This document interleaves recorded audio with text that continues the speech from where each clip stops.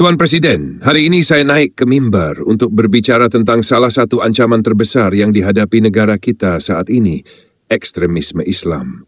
24 tahun yang lalu, pada tanggal 11 September tahun 2001, hampir 3.000 warga Amerika yang tak bersalah dibunuh dalam serangan teroris terkoordinasi yang dilakukan oleh para ekstremis Islam radikal. Kita yang hidup pada hari itu masih ingat persis di mana kita berada saat pesawat-pesawat itu menabrak gedung-gedung. Hari itu mengubah negara ini untuk selamanya.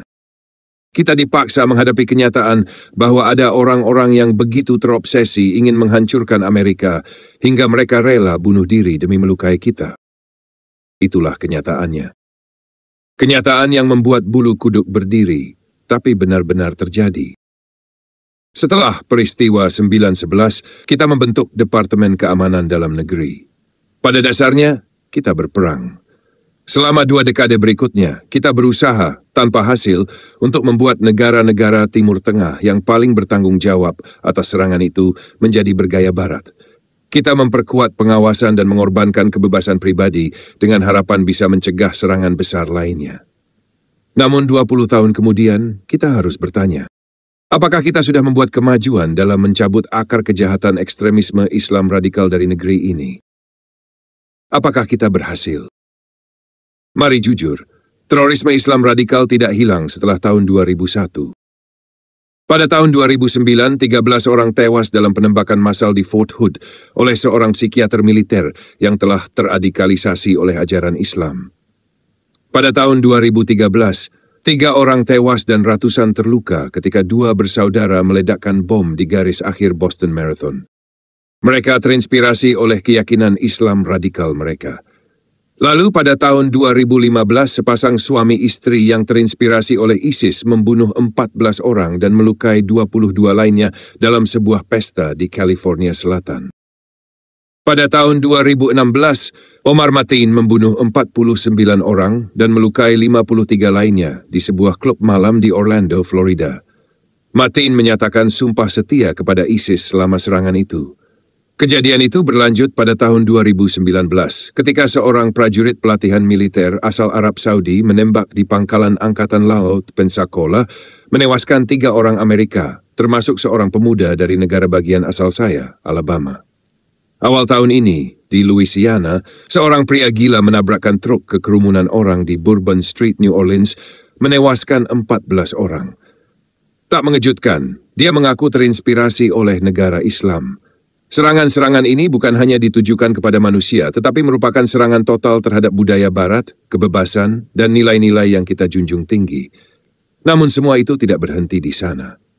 Berkat Joe Biden, ribuan orang yang tercatat dalam daftar pengawasan teroris dibiarkan masuk ke negara ini selama 4 tahun terakhir.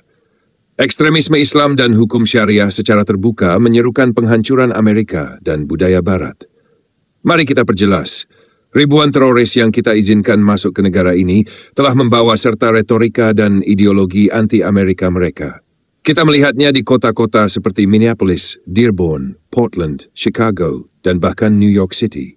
Kandidat utama wali kota New York City adalah seorang sosialis kiri radikal yang bersimpati kepada kelompok ekstrem seperti Hamas.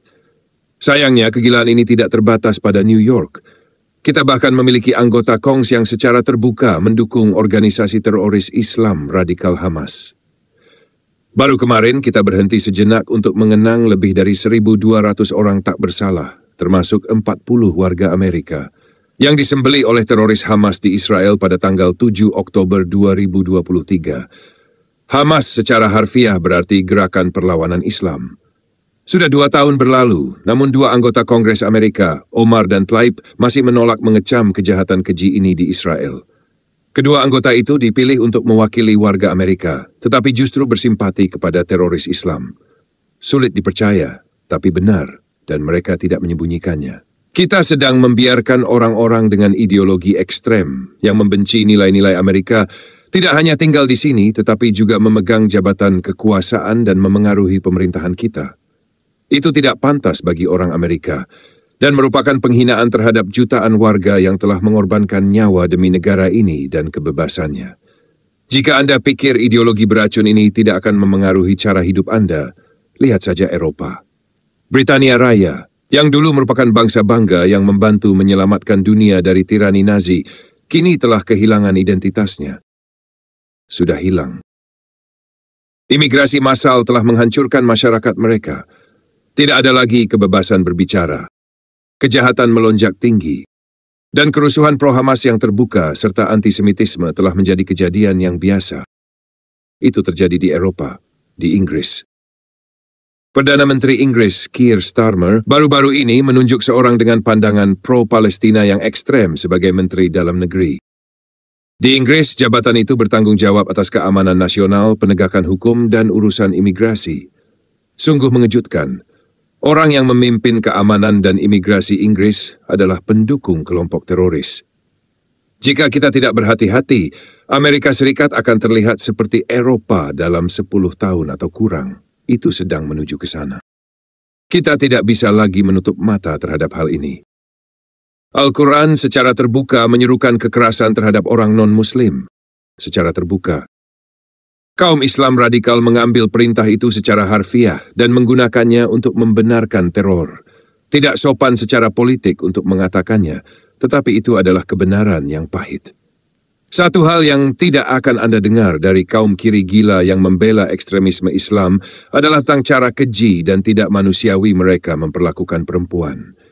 Di negara-negara Muslim yang mengikuti hukum syariah, adalah hal yang dianggap normal bagi perempuan untuk diperkosa, diperdagangkan dan dipaksa menikah sejak usia 6 tahun.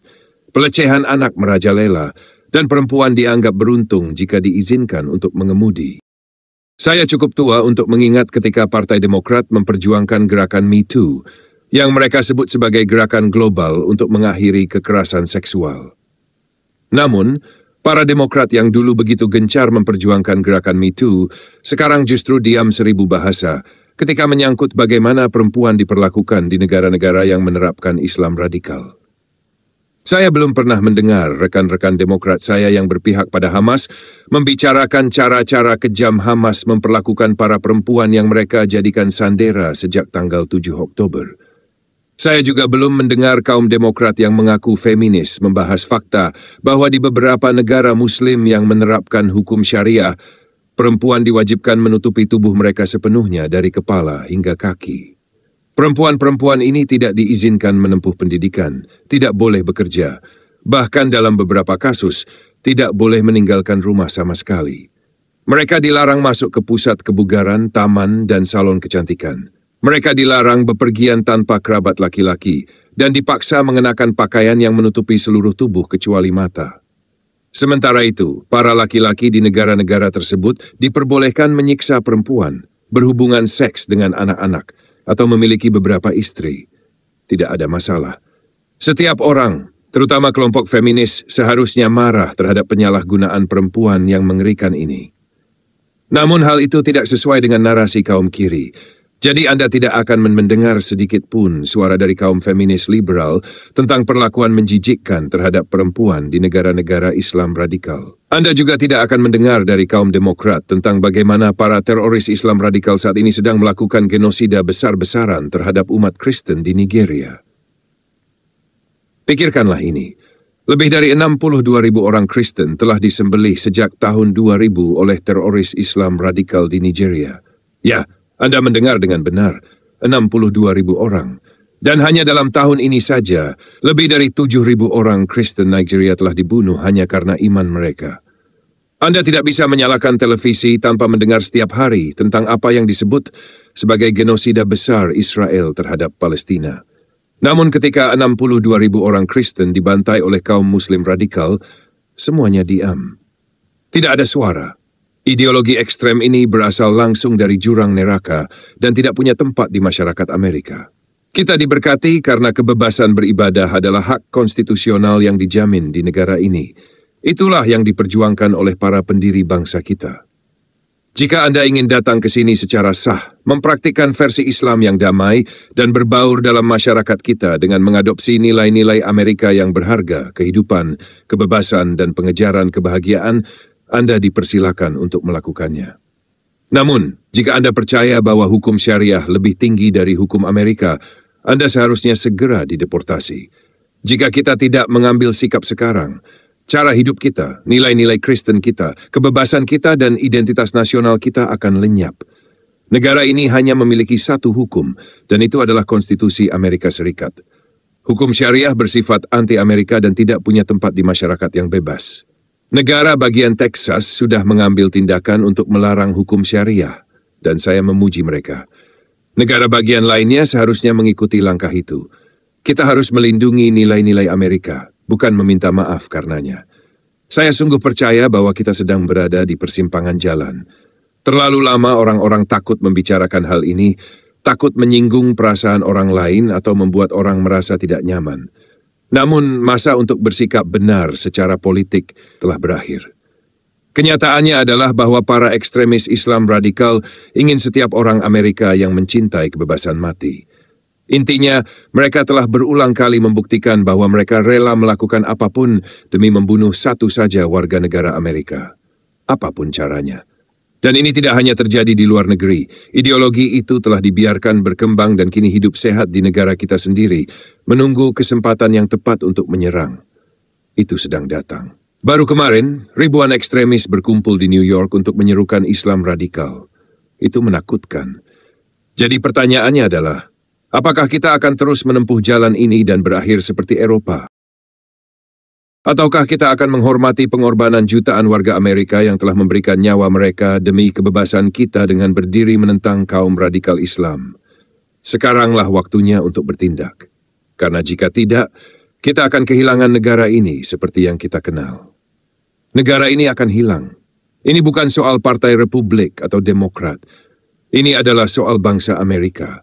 Saya berharap rekan-rekan Demokrat saya bergabung bersama saya untuk menyampaikan pesan yang keras dan jelas bahwa kita tidak akan pernah mentoleransi hukum syariah di negara ini. Tidak sekarang, tidak pernah. Tuan Presiden, saya menyerahkan kembali mimbar.